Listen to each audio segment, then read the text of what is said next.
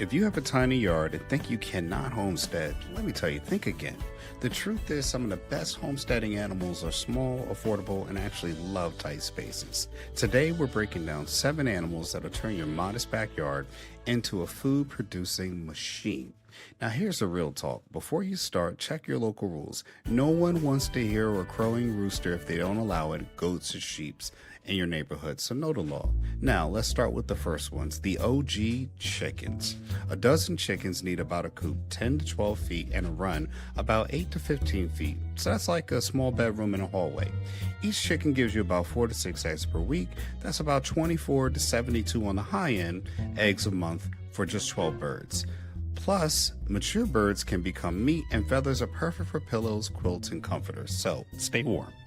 Now, you don't need a rooster for eggs, but if you get one, 5 a.m. wake-up calls are guaranteed. So remember, know your laws. Now let's meet silent ninjas of farming, rabbits.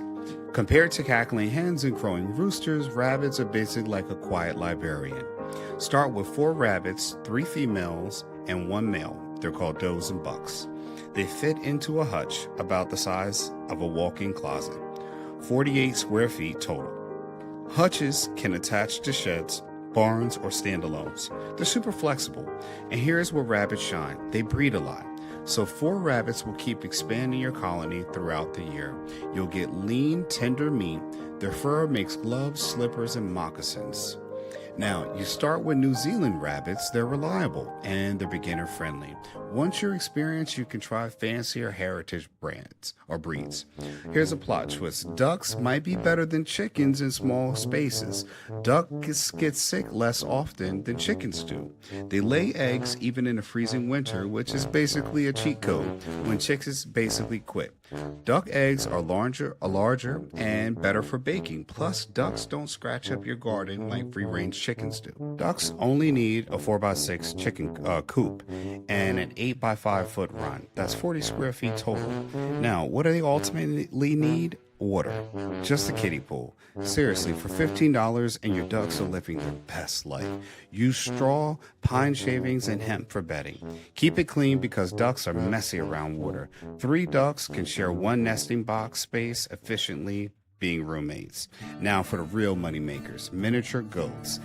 Fair warning, goats are escape artists. They'll test your fence, test your patience. It's like a jungle gym, and you need solid, secure fencing. The good news, goats eat whatever animals won't. Weeds, brush, rough vegetation, you name it, they'll eat it. That's a goat's dinner. Their milk is packed with butterfat. You can make goat cheese, goat butter, real products, real value, something that you can sell too as well and make good money. So if you're interested in getting land, maybe you buy from us and you'll get some actual milking cheese that makes marketing not passive but with 0 effort. And the Amish have been making incredible long-lasting goat cheese since the 1700s using traditional methods that knowledge matters. You need an 8x10 foot shelter for 4 goats with access to grazing areas. One simple rule, no toxic plants in their pasture. Now, let's do your homework. Here's something that sounds intimidating, but it's pretty manageable. Everyone gets nervous, but honeybees, you get honey. Yes, lots of it. And honestly, pollination is huge. Your garden and fruit trees become way more productive. Plus, beeswax is great for making candles. Set up 1 hive away from your house, of course, preferably near your garden or orchard. You'll need to do a little homework and learn the basics, but it's not hard. You can't just wing it, right? Once you understand them, the bees basically work themselves. Now, hair sheep, the chill friends of the farm. Here's the cool part. They don't need shearing. They just naturally shed their coats. Dig it? Hair sheep. That's why they're called hair sheep, popular breeding catadon. They're calm, easy to manage, and thrive on small pastures. Start with 3 or 5. You can have 5 females and 1 male.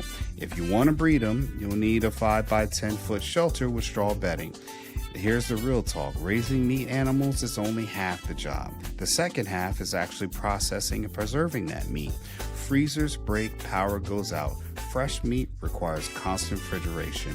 That's where lamb jerky comes in, as it's shelf-stable, delicious, and uses similar or less ideal cuts. Nothing goes to waste. And you can do kind of like my wife does and make a lot of broth from it. So again, you get something out of it. Now, last up's quail. If you're really tight on space, these are incredible. Ever eaten quail eggs at a fancy restaurant? Well, you're about to make them at home. These tiny eggs, huge nutrition, packed with protein, vitamin B, and iron. The meat is excellent too. Start with 10 hens and a rooster. They'll expand your flock naturally. You need 5x2 coop and 5x10 foot run enclosed. Enclosed means, in case so that way they don't. Quails will fly, so they need to be fully enclosed. No shortcuts. You don't have to raise all 7, but what you need is a plan. You know what you want? Eggs, meat, milk, space. We're talking small, manageable spaces. Local approved. Check your city, county rules first. Dedication, daily care required. No fire. Forget that storage shed for feed tools, bedding supplies. Here's a pro tip. Stretch your property to scale on paper. Plan where each animal lives before you build it. Don't crowd different species too close together. Keep the spaces between coops, hutches, and sheds. Disease can spread between animals living too close. Start small, chicken and rabbits first. Get yourself comfortable, learn what works, then expand to goats and sheeps or bees.